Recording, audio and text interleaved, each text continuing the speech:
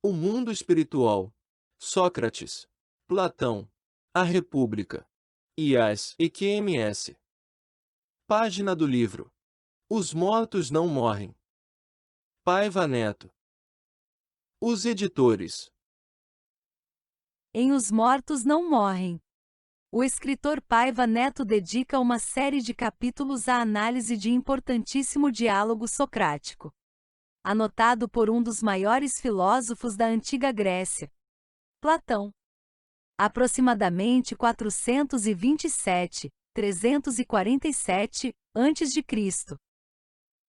O brilhante discípulo de Sócrates, aproximadamente 470 a 399 a.C. Constante de sua obra, A República. E por que o autor traz uma peça escrita há tantos milênios? Por volta de 380 a.C., para falar sobre experiências de quase morte? É porque no último livro de A República, o 10º, Platão replica o diálogo de Sócrates com Glauco, por meio do qual o instrui a respeito da imortalidade da alma, da recompensa aos justos, neste e no outro mundo, do julgamento dos mortos e do renascimento das almas. E é nesse mesmo texto que nos defrontamos com um verdadeiro caso de experiência de quase morte. EQM. Tão pesquisada nos dias atuais. A EQM narrada por Sócrates se refere a um soldado da antiguidade chamado cujo corpo fora resgatado num campo de batalha, junto a outros já em decomposição. O príncipe dos filósofos esclarece. Não é a história de Alcino que te vou contar, Glauco, mas a de um homem valoroso. Filho de Armênio, originário de Panfilha. Ele morrera numa batalha. 10 dias depois, quando recolhiam os cadáveres já putrefatos, o seu foi encontrado intacto. Levaram-no para casa, a fim de o enterrarem, mas, ao 12º dia, quando estava estendido na pira, ressuscitou. Assim que recuperou os sentidos, contou o que tinha visto no além. Na sequência desses fabulosos capítulos de Os Mortos Não Morrem, em que Paiva Neto faz amplo estudo sobre a complexa e extensa narrativa de A República, encontramos Experiências de quase morte. EQMs. Nos capítulos anteriores, podemos estudar vários pontos da narrativa do soldado sobre os momentos em que permaneceu aparentemente morto. Todavia, a ligação de seu espírito com o vaso físico não se havia encerrado. Para a surpresa da comunidade, o guerreiro grego, cujo corpo já recebia as homenagens finais, retorna do suposto óbito e descreve em minúcias o que viu do outro lado da vida. Conceituados pesquisadores pelo mundo de diversas áreas acadêmicas, têm investigado fenômenos iguais a esse, ocorrido na Grécia Antiga. O antes mencionado Dr. Raymond Moody, psiquiatra e filósofo norte-americano, é um dos principais especialistas no tema. Foi ele quem primeiro usou a expressão experiência de quase morte. EQM. em seus estudos. O interesse pelo assunto deu-se a partir de 1962, quando frequentava, na Universidade da Virgínia, nos Estados Unidos, um curso de filosofia no qual analisou justamente A República, de Platão. Ao ler o último livro, impressionou-se com a história de e, de lá para cá, não parou mais de examinar esses eventos, tendo tomado ciência de milhares de relatos. Em sua obra, A vida depois da vida. assim resumiu a perspectiva platônica. De acordo com Platão, a alma vem ao corpo físico de um reino superior e divino do ser. Para ele é o nascimento que é o dormir e o esquecer, uma vez que a alma, ao ser nascida no corpo, vai de um estado de maior consciência para um bem menos consciente, e nesse meio tempo esquece a verdade que sabia no estado anterior fora do corpo. A morte, por implicação, É um despertar e um relembrar. Platão observa que a alma que com a morte foi separada do corpo pode pensar e raciocinar ainda mais claramente do que antes, e que pode mais facilmente reconhecer as coisas na sua verdadeira natureza. Além disso, logo depois da morte depara-se com um julgamento, em que um ser divino exibe diante da alma todas as coisas, tanto boas quanto más, que ela fez durante a sua vida, e faz com que a alma as encare. O programa Conexão Jesus. O ecumenismo divino da Superrede Boa Vontade de Comunicação. Rádio, TV, internet e publicações. Realizou uma entrevista exclusiva com o renomado professor, cujo conteúdo reproduziremos em trechos aqui. Na oportunidade, ele nos trouxe a explicação clássica do que é uma EQM.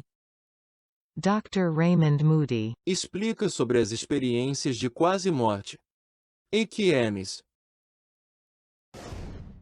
Near-death experience is a form of transcendental consciousness or an alternate state of consciousness that comes to people when they are in that state of physiological extremes. Their heart may stop beating, they may not be breathing, and yet from their point of view, they have a very profound episode of transcendent consciousness, and that's what we call a near-death experience. And it has typical features such as leaving one's body and going through a passageway into another realm and seeing a brilliant light and apparently perceiving the spirits of deceased relatives and loved ones there, and undergoing panoramic memory in which they see all of the events of their lives displayed around them in a sort of holographic panorama which occurs instantly.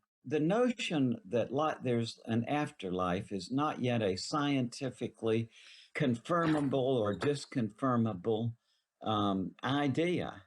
And that's not to say that it's not important. The important thing to do now is to develop rigorously rational means of inquiry that are appropriate to the subject, right? And by coming up with some new set of concepts, that is, eventually we may open an inroad where science can investigate this. But I think it's, in the West especially, we get into this thing that science becomes the paradigm of rational inquiry. But, scientific method is about 400 years old. Philosophical inquiry, history, literary theory, the law. There are other means of rational inquiry that are not scientific, but which are still rationally acceptable means of inquiry. And my point is that those need to come first anyway. The question of life after death is a philosophical question. It's not yet a scientific question. But to me, that's very important. Philosophy is the original rational branch of inquiry from which everything else started. E qual o papel da religião nisso? Plenty of people who have near-death experiences say that prior to this, they absolutely had no religious training or background or beliefs. Also, there are plenty of people from all kinds of different religions who have near-death experiences. And when they come back, very commonly they tell us that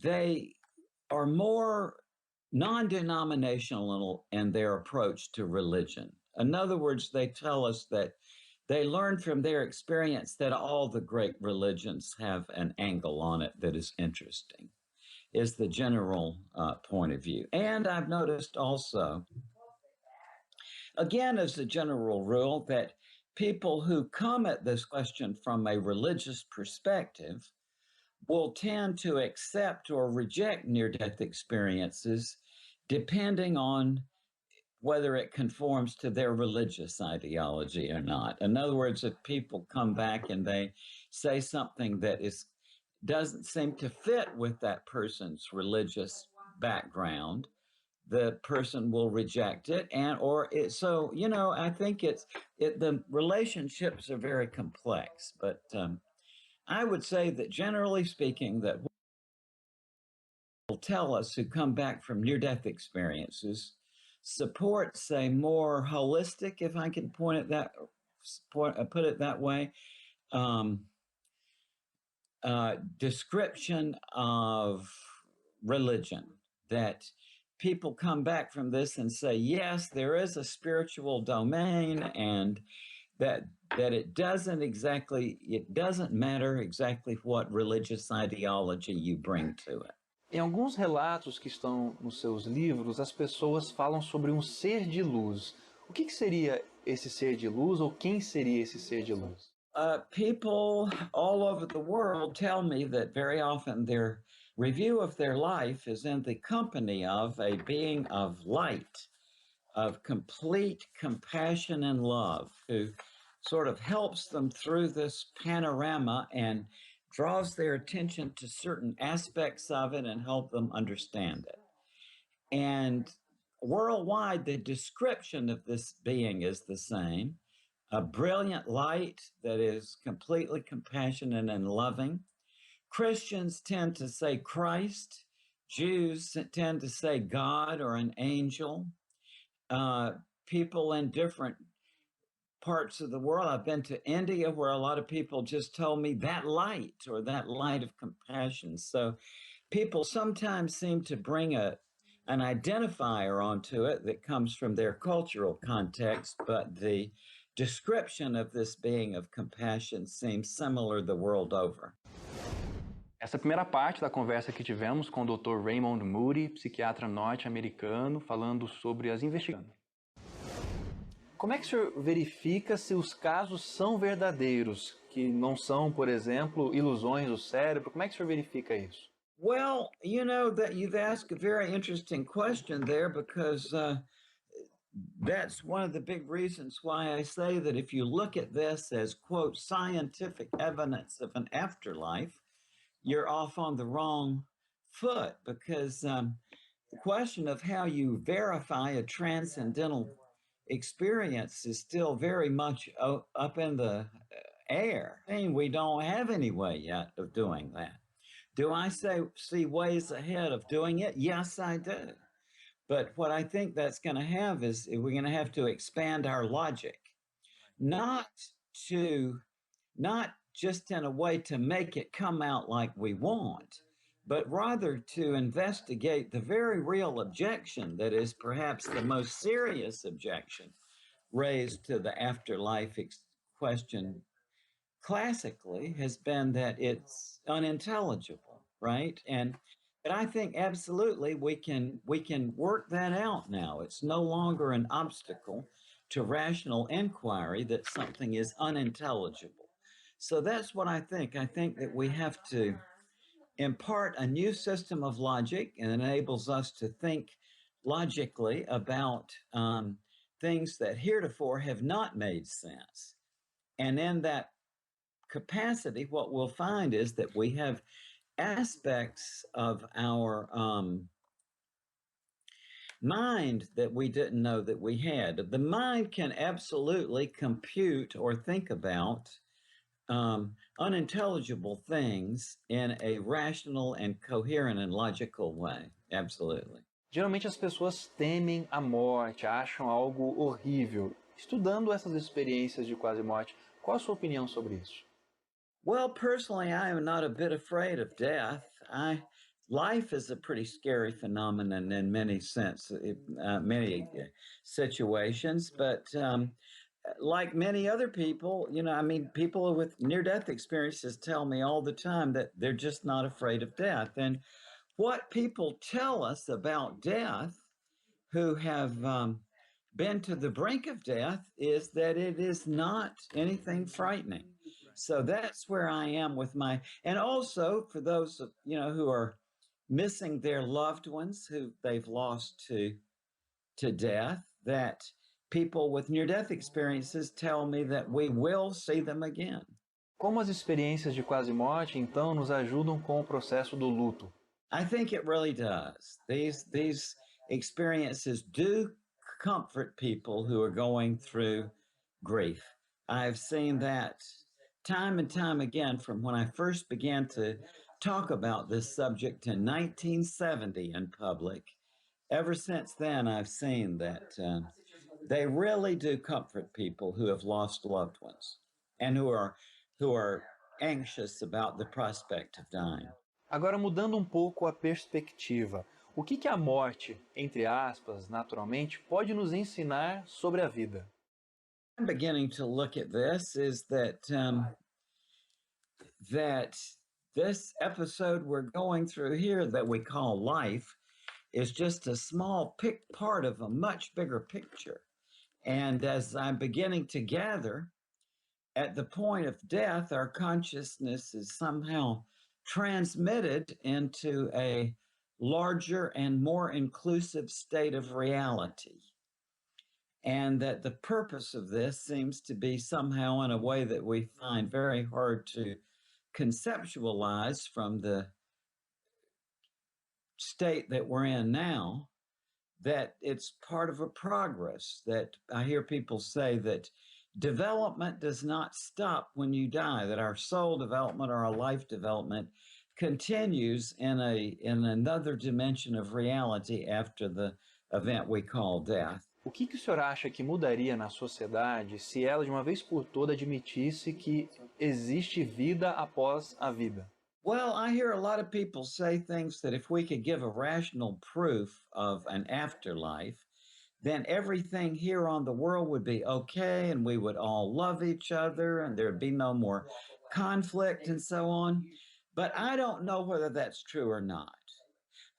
People who come back from a near-death experience, even after this profound vision of love and how the importance of love, they say it's very difficult to put that into practice on a day-to-day basis, that you still feel that you fly off the handle and you get angry and you say things you wouldn't have said, you wish you wouldn't have said.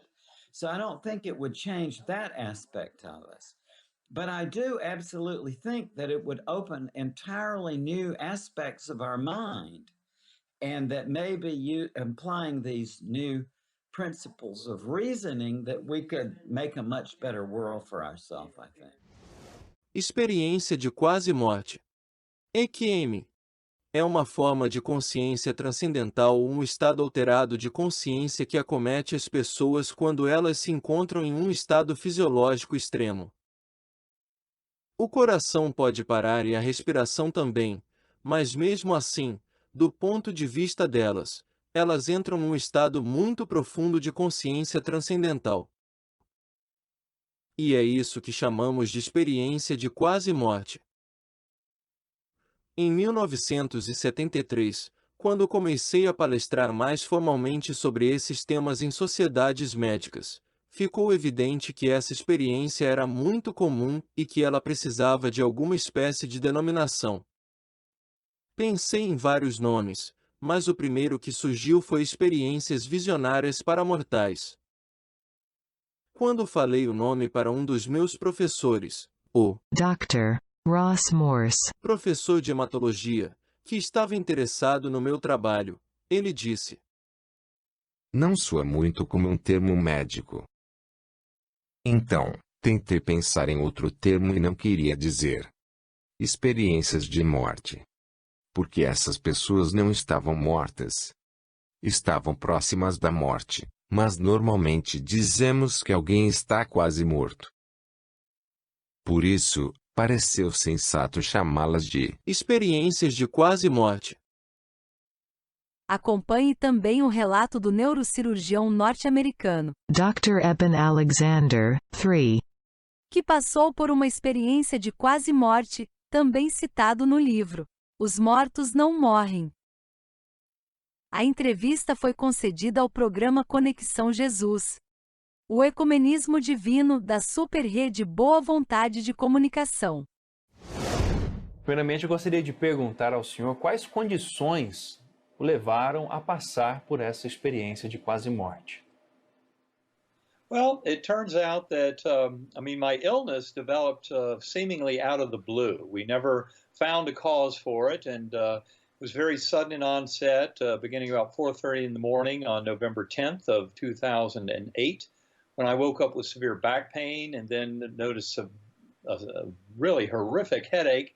And soon thereafter, I was having grand mal seizures and then dipping deep into coma, where I stayed for the next 7 days. My doctors were very astute and realized very quickly that I might have meningitis.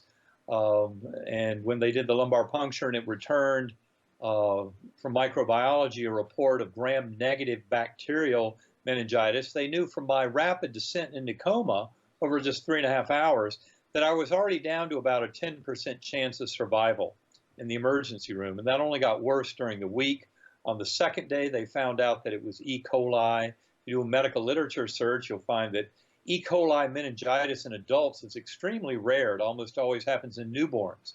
So my doctors had that big challenge that they had such a rare illness that was facing them and attacking me. And during the week, on 3 powerful antibiotics, on a ventilator in a medical ICU, I really didn't show many promising signs of turning around at all. So by the 7th day of my coma, my doctors estimated I was down to a 2% chance of survival. But unfortunately for my family, they said if I was that 2% survivor, that would not result in any return of consciousness, because I was so ill with a devastating illness that it kept me in coma for a week. And that's not the kind of situation that allows for someone to recover. And that's when they recommended stopping the antibiotics. But of course, it was a few hours later I started coming back to this world. But important to point out for your listeners that when I did so, my brain was absolutely wrecked. I had no words or language. I had no memories of Eben Alexander's life before coma. In fact, I didn't even recognize my mother, my sons, my sisters at the bedside. My brain was really devastated. All I knew was where I had just been, this extraordinary odyssey, a spiritual journey to realms far more real than this one. The journey that I describe in Proof of Heaven, that modern neuroscience would very proudly tell you could not have happened at all, given the facts my doctors had about the destruction of my neocortex, the human part of the brain. And that's where my disease was really such a gift, because such bacterial meningitis, with its devastation of all 8 lobes of my neocortex, should have destroyed all but the most rudimentary of conscious experience. And yet what I noted instead was this extreme expansion of conscious awareness far beyond anything I'd ever experienced before. It, to me, was a very clear indicator that we are conscious in spite of our brain. And in fact, what much of my research has come to reveal, which happens to coincide with much of the scientific work on the nature of consciousness and the relationship of brain and mind, is we should look more at the brain as a reducing valve or filter that limits our consciousness and restricts it to this apparent here now and this kind of sense of selfhood. And this is really where a lot of modern consciousness studies are going, to look at consciousness as primordial or fundamental, not something derived from the physical matter of the brain, because we are far more than just a physical incarnation, birth to death, that modern materialist neuroscience would tell you does not even have free will. I would tell you that the exact opposite is true, and it really has to do with broadening our understanding of mind and of consciousness, and realizing that the material world is only the tip of the iceberg in terms of what exists, and that we as sentient conscious beings have the power to really explore and come to understand those realms far more through this broadening of our understanding of brain, mind, and consciousness. Bom, doutor Eben, antes de entrarmos nos detalhes da sua experiência de quase morte, gostaria que o senhor nos explicasse o que essa doença faz com o neocórtex, essa região do cérebro que foi afetada pela sua meningite bacteriana. Well, what my illness did, according to what my doctors could glean about my neurologic exam, is first of all, the Glasgow Coma Scale is kind of a general measure of how alert one is or how comatose one is. And that scale generally goes from 3 for a corpse or somebody in very deep coma, all the way up to 15 for someone who is awake and alert. Now, any score below 9 is deep coma, and my scores during my entire illness were between 5 and 7.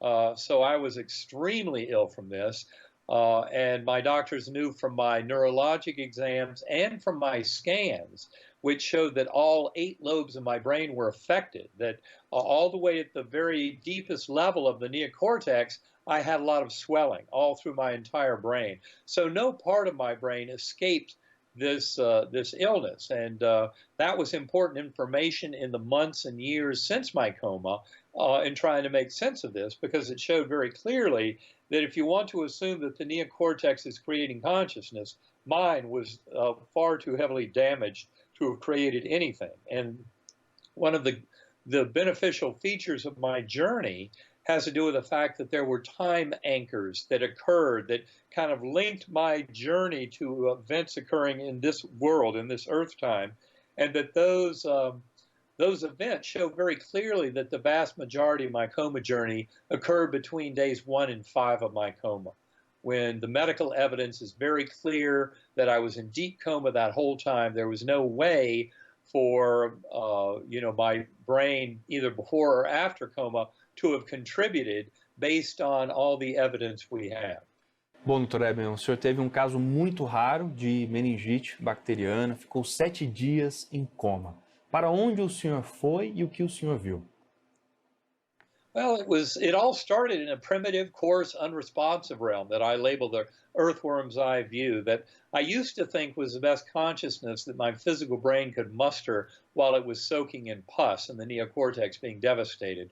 But I've since come to realize that I believe that that very region is commonly encountered in the Tibetan Book of the Dead. It's basically called the Bardo. It's kind of a netherworld between here and those higher spiritual realms. But I was rescued from that by a slowly spinning white light that served as a portal up into a rich, ultra-real valley, what I called in my writings the Gateway Valley. The important thing to point out about that is, even though it had a lot of Earth-like features, I was a speck of awareness on a butterfly wing. There were sparkling waterfalls into crystal blue pools, and there were thousands of beings dancing below me that in my early writings I referred to as souls dancing between lives. And all of the joy and festivities that I was witnessing there were being fueled because up above were these swooping orbs, golden orbs, leaving sparkling golden trails against the blue-black velvety sky. And I call these orbs angelic choirs. And they were emanating chants and anthems and hymns that would just thunder through my awareness.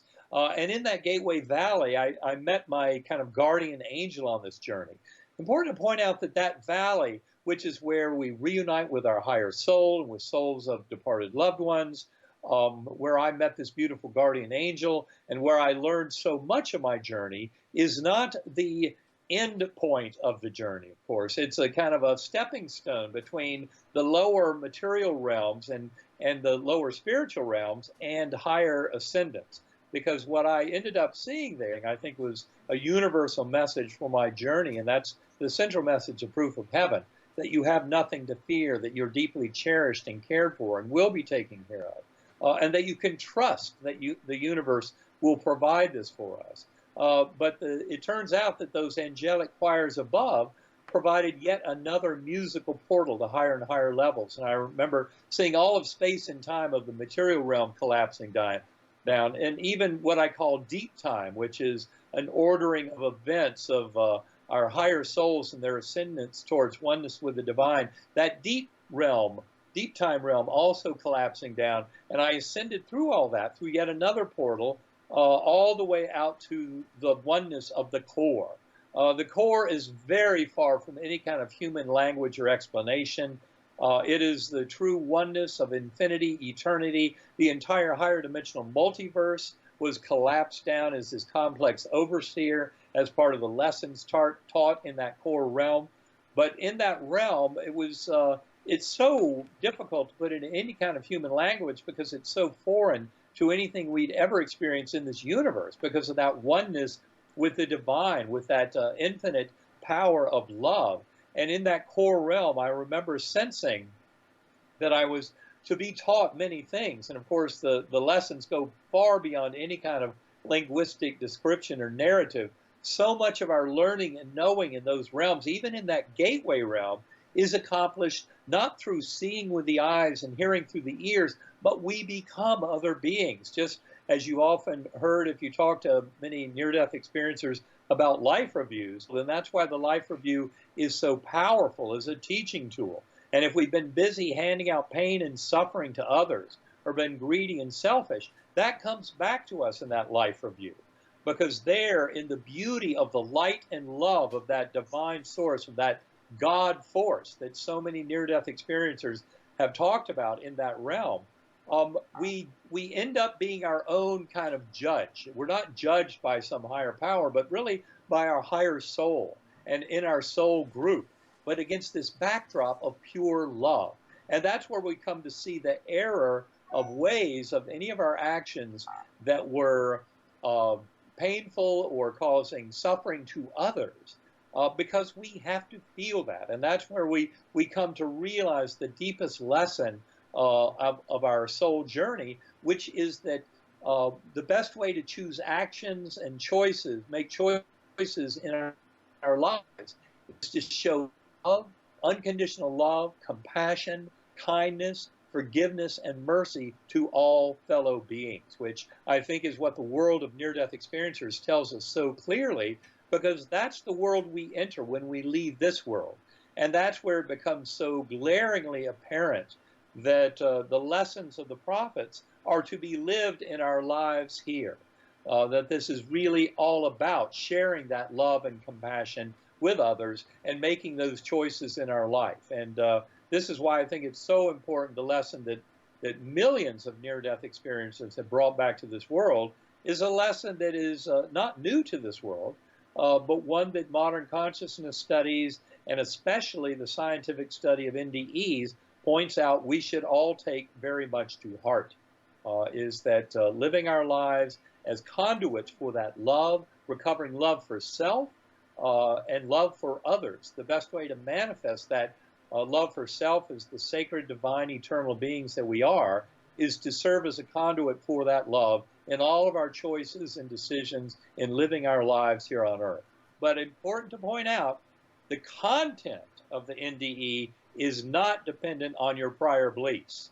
The content can change your prior beliefs radically. Just as I had grown up in a Methodist church in North Carolina and had a certain set of religious beliefs, I had spent 8 years before my coma very agnostic. All that is explained in Proof of Heaven, where I gave up on any faith in a loving personal God or power of prayer for 8 years before my coma. But then my coma, of course, was the corrective for that, because my near-death experience showed me very clearly the absolute reality of a loving personal God, and that we are all part of that one mind, of that loving mind of that God, and that is the source of our very conscious awareness. José de Paiva Neto, escritor, jornalista, radialista, compositor e poeta. É diretor-presidente da Legião da Boa Vontade. LBV.